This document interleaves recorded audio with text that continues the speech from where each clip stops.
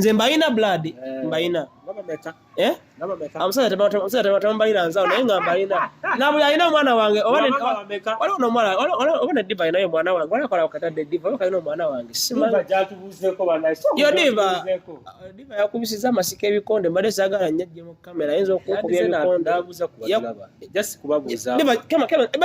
Diva alina olumbe olupya baluyita batya walya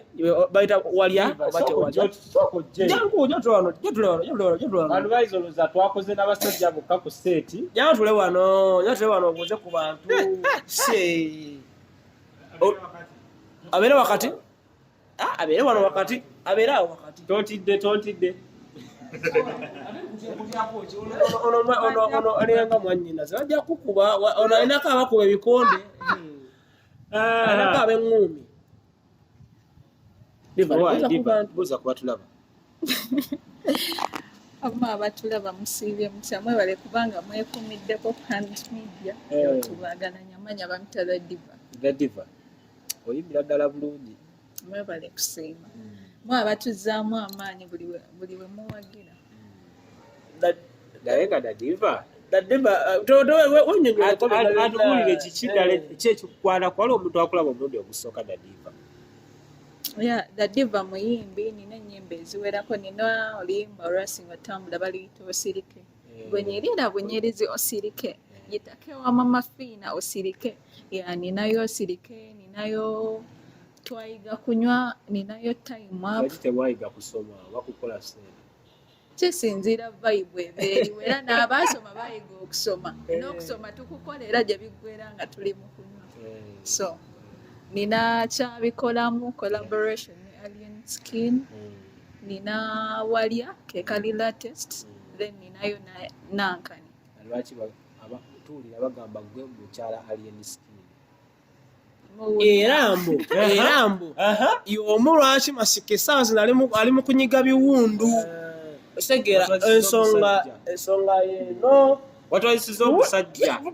kitanda kigambibwa yo kumukuba bamukubye yabadde talina nakuba ku kitanda osanga yabadde alina nakuba nga afudde kamanyiro lwaki wayenda ku promote oyo n'omukubya gwe bagambye ekyamukubisizza bwenzi manyi buli omu alina story ate sijja banenya buli omu alina eddembe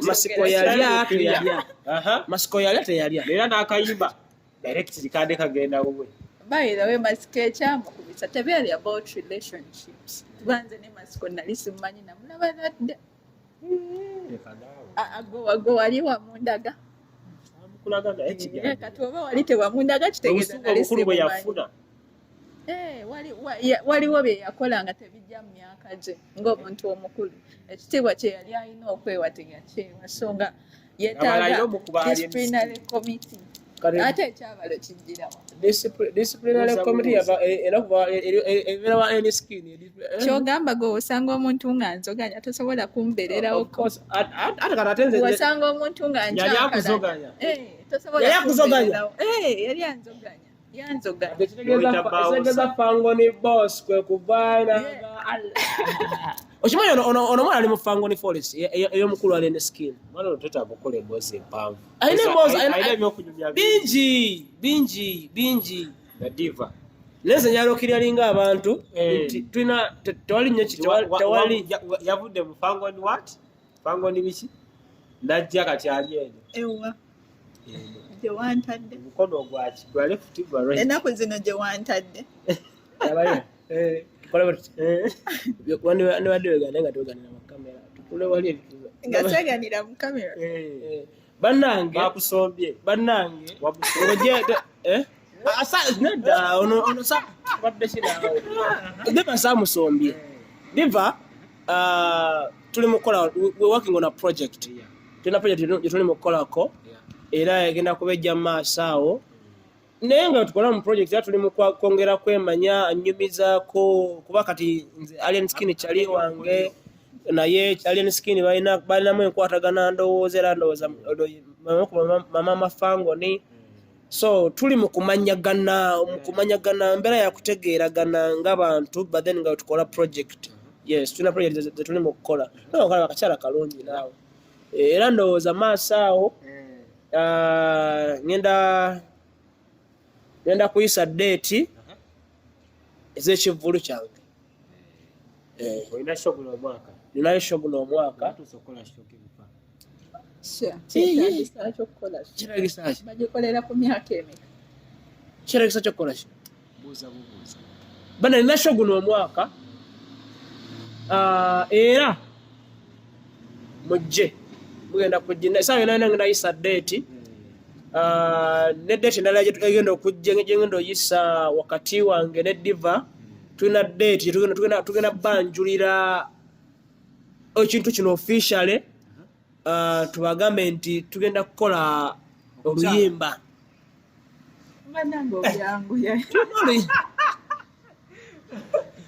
Date yakuliriisingirako oluyimba. Yes. Ne Diva. Yo oluyimba luno olupya yogereko kati tumalirize. So far Walya tewalya kekayimba. Kekayimba akaliko ndo waliwo akalala ntadde ennyimba 3. Ogoba ki? Nenda kosa ekirimi. Nenda ku kamera. Alien skin yali oba teyalya. Eki. Ogwadde oyimba Abantu biki? kye boogera. Gwelindako nnyonnyola oluyimba sinannyonnyola na luyimba. Ekibuuzo ky'omusajja Sinannyonnyola luyimba kye lutegeeza naye abuuza. Wamma ntadde ennyimba 3 in the same period. Ntadde collaboration ne Alien Skin. Baluyita kyabikolamu. Ekiki? Ekyana. Then nina n'olulala baluyita nankani. Soko tume title nankani. Nankani naluwuliddeko lumbalono mwana lwebata nankani. It's a good song. Zonna nnyimba nno nnungi. Nina nankani. Lya sawa ya kugaba ku nankani. Totya teweemola biwedde nankani. Yo kati gw'amanyi ky'ogaba enankani can be anything. It can be money. It can be anything. Bwe kyowulira ky'oyagala okugaba enankani olina okuba ng'okola ki ng'ogigaba. Then ngaba bingi. Kisinziira oli kyasabye. Kisinziira oli kyasabye. Kati Alien Skin tugeze mu mmero y'omuwaaki.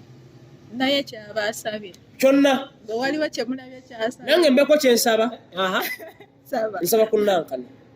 Kinankani be specific. Ojjako kamera. Nsaba ku Nakati mazima ddala nankani yina beera t-shirt.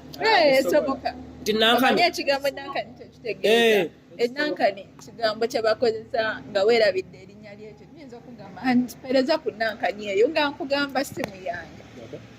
Just mentality yamwe ebalidinga mukuwemula. Olimba wali nankani. Nze bayira we nali ntegeeza ssente. Omwana muyaye nnyo naye nga olimba collaboration tugenda okukola baluyita ngenda kwenda. Wait for it. Though you inciting obwenzi to the society, to the public. No. Kakwate nako. Bannange. Let's be honest. Nze ndi muntu ali straight. Ali empeza ali nandaba bannange. Bannaye nze ndi muntu ali wacho wadongamba. Osagere. Mukute no just nkwatako mukwate walo just katinenge. Wamma totya danger. Sijja kutya danger olaba ensita danger wakize ntya danger bannange. This is the point. Obwenzi bule mwabukola. Naye tuleme ate kukisussa nnyo. Dr. Faru. Bannaye bw'oba ogenda kwenda nze tesade mu kyalo mugamba omanyi mukyala. Olwensonga nyo nyo kintu kintu kagala kola ki? Kwenda. Kagenda nyende. Atachikola ngakobe n'abantu oluyimba ankobe ejjinja olaba n'abasumba benda. Goma ngamba nti gwe pastor Bujingo wave watte n'ogenda amakulu nga temumaze kutasaninga divorce papers. Kyokeza wayenda. Bwa bwenzi. Kyenjogerako. Okona abantu basinga bashitwala nti boge nedda. Ndo nze pastor Bujingo mukazi wange ye Teddy. Naye ate obanga olese Teddy omudampinga n'omusulawo. Yakola nga to oshadde wa makulu kyategeeza nga temusainiza divorce papers oba okoze bwenzi. Kati Diva bungame esazo nti gwe Diva esazo no mufangoni toliyo naye nga gy'oli ate nga nawano wooli kyategeeza interview ewedde.